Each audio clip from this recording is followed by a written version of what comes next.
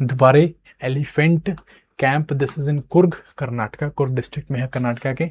और ये बहुत ही एक यूनिक एंड इंटरेस्टिंग एरिया है जहाँ पे कि टूरिज़्म को, एलिफेंट केयर को, एक education like eco tourism plus education को मर्ज इस तरह से किया गया ताकि यूनिकली हर एक को बेनिफिट या सस्टेनेबिलिटी प्रोवाइड की जा सके। तो बेसिकली है क्या, इट्स अ स्पेशलाइज्ड कैंप, ठीक है, जहाँ पे कि जो वाइल्ड एलिफेंट्स है जिनको कि जल्दी मैन एनिमल कन्फ्लिक्ट के बाद पकड़ा जाता है, या जो ऑलरेडी पहले जब एलिफेंट्स को हम लोग यूज़ करते थे, ठीक है ना, डोमेस्टिक कामों के लिए यूज़ करते थे तो कैप्चर किए थे, तो उनको यहाँ पे रखा जाता है, केयर की जाती है, उनको ट्रेन किया जाता है विद जो यहाँ के माउथ्स हैं जो कि एलिफेंट्स को ट्रेन करते हैं, प्लस नेचुरलिस्ट हैं जो इनका ख्याल रखते हैं, ठीक है। तो इनके साथ एक स्पेशलाइज्ड कैंप में रखा जाता है, एक बहुत बड़ा एरिया जहाँ पे इनको रखा जाता है। ये जो आपका कैंप है, this is in the Coorg district में, ठीक है जी, कुर्ग में है, ठीक है, just on the banks of river Kaveri, Kaveri नदी के बिल्कुल तट के साथ में है ये। और इसके आसपास में आपको मॉइस्ट डिसूडियस के जंगल मिलते हैं, और एक इको टूरिज्म का जैसे मैंने बताया कि मॉडल है। यहाँ पे जो पुराने टाइम पे जो डोमेस्टिकेटेड एलिफेंट्स होते थे जिनको कि लॉगिंग के लिए लकड़ियाँ, कटी हुई लकड़ियाँ उठाने के लिए यूज़ किया जाता था, या फिर मैसूर दशहरा के जो फेस्टिवल्स में जो एलिफेंट्स यूज़ होते हैं, ठीक है, जो यहाँ पे आपका दशहरा के टाइम पे ये फेस्टिवल होता है, वहाँ पे एलिफेंट्स का प्रोसेशन निकलता है, तो यहाँ के एलिफेंट इनको रखा जाता है, ठीक है, इनको यहाँ पे रखा हुआ है।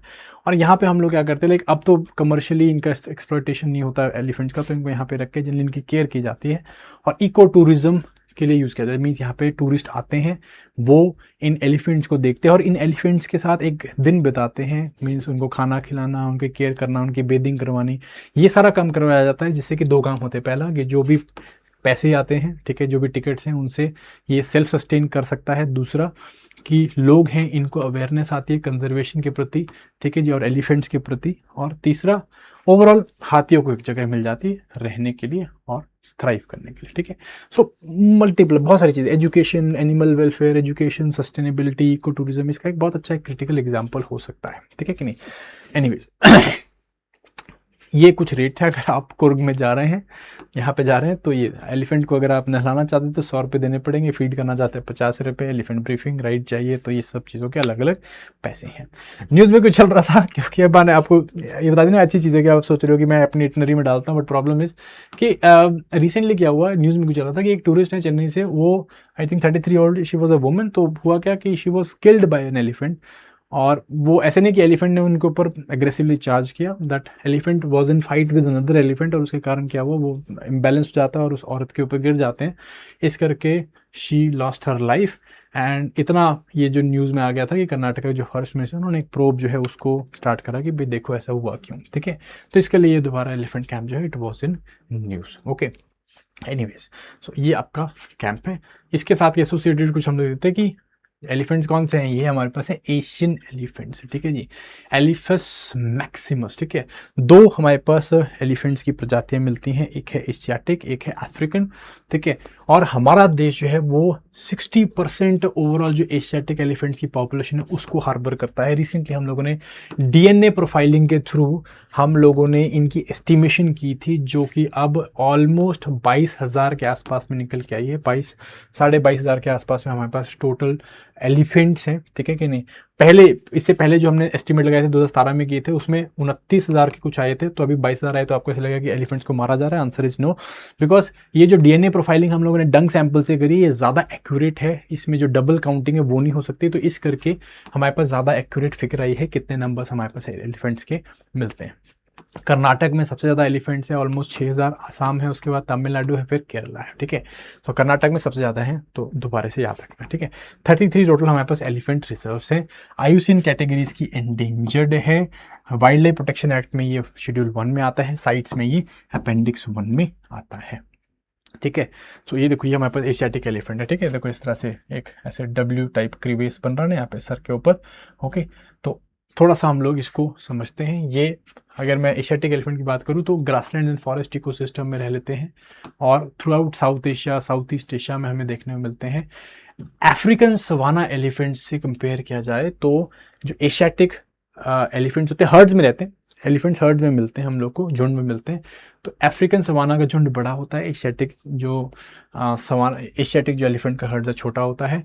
और एलिफेंट जो है इसमें मैट्रियार्कल सिस्टम होता है, जो सबसे ओल्डेस्ट फीमेल होती है वो इसको लीड करती है, ठीक है जी, हर्ड को लीड करती है। और एशियाटिक एलिफेंट जो है दुनिया में सबसे मैमल्स में सबसे ज़्यादा गेस्टेशन करने वाले जानवरों में जाने जाते हैं, ठीक है जी। लॉन्गेस्ट गेस्टेशन पीरियड है वर्ल्ड में, 22 महीने तक जो है ये अपने बेबी को गेस्टेट करते हैं या ऑफस्प्रिंग को गेस्टेट करते हैं बिफोर गिविंग बर्थ, ठीक है। डिफरेंस देख लो एशियाटिक एंड अफ्रीकन एलिफेंट का। अफ्रीकन एलिफेंट फर्दर दो सब स्पीशीज में है, African savanna elephant and African forest elephant है, दो हैं, ठीक है जी। And then there is Asiatic elephant, ये एंडेंजर्ड है। अफ्रीकन सवाना एलिफेंट एंडेंजर्ड है, फॉरेस्ट एलिफेंट क्रिटिकली एंडेंजर्ड है। एशियन एलिफेंट कंपैरेटिवली साइज में छोटा होता है, अफ्रीकन कंपैरेटिवली बड़ा होता है। हेड में मैंने आपको ऐसा ना जैसे डब्ल्यू बना हुआ है तो यहाँ पे आपको ट्विन डोम मिलता है, जो अफ्रीकन वाला है उसमें सिंगल डोम हमको मिलता है। ईयर्स जो हैं छोटे होते हैं, राउंडेड होते हैं, यहाँ पर ईयर्स जो है वो कंपैरेटिवली बड़े होते हैं, फैन शेप्ड होते हैं। टस्क जो है मेल के पास थोड़े टस्क बड़े होते हैं, कंपैरेटिवली छोटे होते हैं अफ्रीकन से, और फीमेल्स के पास जो है बहुत ही छोटे टस्क होते हैं, ना के बराबर टस्क होते हैं। जबकि यहाँ पे मेल फीमेल दोनों के पास टस्क होते हैं अफ्रीकन वाले में, और कंपैरेटिवली बड़े होते हैं, और इन्हीं के टस्क के लिए इनको मारा भी जाता है, ठीक है कि नहीं। यहाँ पे बैक जो है वो हम्प्ड होती है, ठीक है, सिंगल कर्व होता है इस तरह से। और यहाँ पे जो है जो अफ्रीकन एलिफेंट्स होते हैं वो जनरली स्ट्रेट होते हैं, या फिर इनका इनर कर्व या कनकेव शेप यहाँ पे हमको मिलती है, ठीक है। तो एक तरफ कन्वेक्स थोड़ा सा होता है, एक तरफ से कनकेव शेप होती है। तो ये कुछ वो है आपके एज फार एज फीचर्स है concern Asiatic and African elephants के। ओके ना, ये क्वेश्चन भी हम लोग को यूपीएससी में देखने में मिला है कि with reference to Indian elephant consider the following statement, ठीक है। सो क्वेश्चन देखिए फटाफट से, if you can answer please answer. Number 1, leader of an elephant group is a female. Maximum gestation period can be of 22 months and elephant can normally go on calving till the age of 40 years only. Along states of India, the highest elephant population is in Kerala. तो अभी मैंने पीछे बताया केरला में नहीं है, तो fourth वाला जो है ऑप्शन गलत हो जाता है, फोर्थ वाला ऑप्शन गलत हो गया आपका, ठीक है कि नहीं। बाकी पहली दोनों स्टेटमेंट्स बिल्कुल सही हैं, पहली दोनों स्टेटमेंट बिल्कुल सही हैं, तो आपका आंसर 1 और 2 आता है, ठीक है। हाँ, that is how you get the answer, ठीक है। This was asked in I think 2018 और समथिंग, ठीक है। एनीवेज, एलिफेंट्स को थ्रेट क्या है? Habitat loss and fragment. जब बड़ा जितना मैमल है, जितना बड़ा जानवर होगा उतनी बड़ी इसको स्पेस चाहिए, और एलिफेंट्स को बहुत स्पेस चाहिए, ठीक है। इसीलिए हम लोगों ने एलिफेंट रिजर्व्स एंड कॉरिडोर्स बना रखे हैं ताकि एलिफेंट्स की फ्री रेंज मूवमेंट को जो है इंश्योर किया जा सके। बट सबसे बड़ा प्रॉब्लम है कि जैसे जैसे अर्बनाइजेशन हो रही है, फॉरेस्ट को डाइवर्ट किया जा रहा है, तो हैबिटेट लॉस एंड फ्रेगमेंटेशन हो रहा है। और इससे ज़्यादा क्या होता है, मोर एंड मोर एलिफेंट जो है वो किसके साथ कन्फ्लिक्ट में आते हैं? ह्यूमन के साथ। तो ह्यूमन एलिफेंट कॉन्फ्लिक्ट या मैन एनिमल कॉन्फ्लिक्ट का सबसे ज़्यादा हम लोगों को जो इंसिडेंसेस हैं वो यहीं पे देखने मिलते हैं एलिफेंट्स के साथ, ठीक है जी। इसके अलावा पोचिंग है और बाकी इश्यूज भी हैं कि भाई इनको किस तरह से हाउस करना है, कैसे इनकी इनकी पॉपुलेशन इसे कैसे कंजर्व करे, वो सारी चीज़ें कुछ इस तरह के इश्यूज, ठीक है। हम लोगों ने प्रोजेक्ट एलिफेंट चला रखा है, 1992 में हम लोगों ने लॉन्च किया था। आइडिया वॉज कि ह्यूमन एलिफेंट कन्फ्लिक्ट को कम किया जा सके और किसी ना किसी तरह से एलिफेंट की जो मूवमेंट है इसको इंश्योर किया जा सके कि भी फ्री मूवमेंट हो सके, एंड जो कैप्टिव एलिफेंट्स हैं इनका वेलफेयर इंप्रूव कर सकें, ठीक है। तो दोबारा इसी में एक आप कह सकते हो प्रोग्रेसिव स्टेप है जो हम लोगों ने ले रखा है।